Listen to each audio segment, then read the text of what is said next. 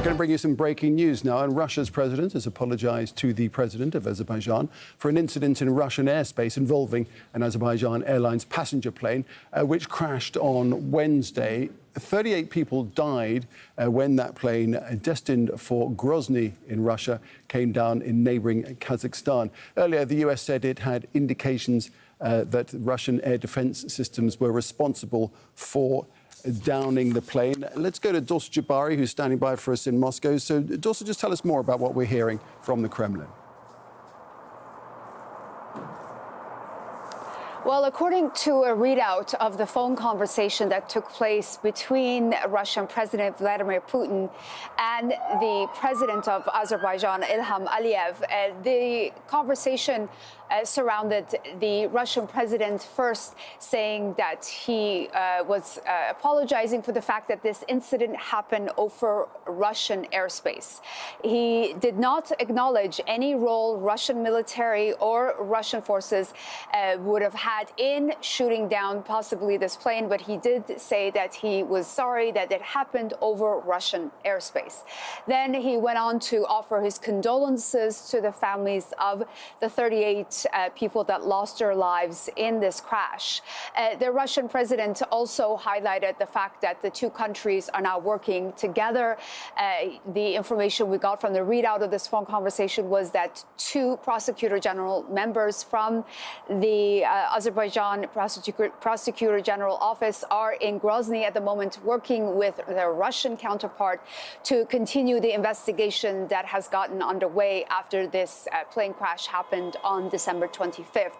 And we are also understand that the Russian officials continue to investigate the incident. And we have heard from various Russian officials, the one being the head of the Russian Civil Aviation Agency.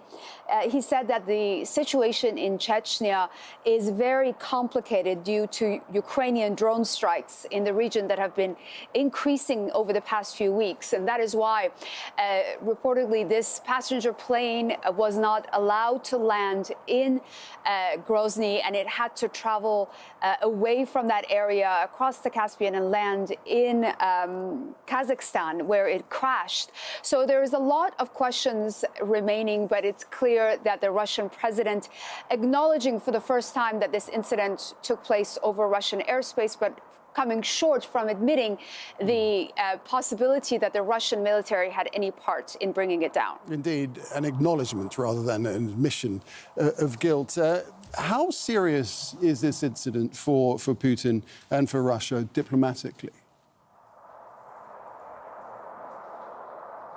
Well, it's very serious, especially given the timing of the incident. We're at a point now where we've seen an increase of drone strikes and attacks from the Ukrainian forces onto Russian territory. And we have seen particularly the area of Grozny in Chechnya coming under intense attack. That is where, of course, the forces belonging to Kadyrov have been basically based, and they are part of the units fighting in Ukraine. So they have come under direct attack by the Ukrainian forces increasingly over the past few weeks. And now we saw the results of really possibly one of those attacks being a civilian airline being caught in the middle.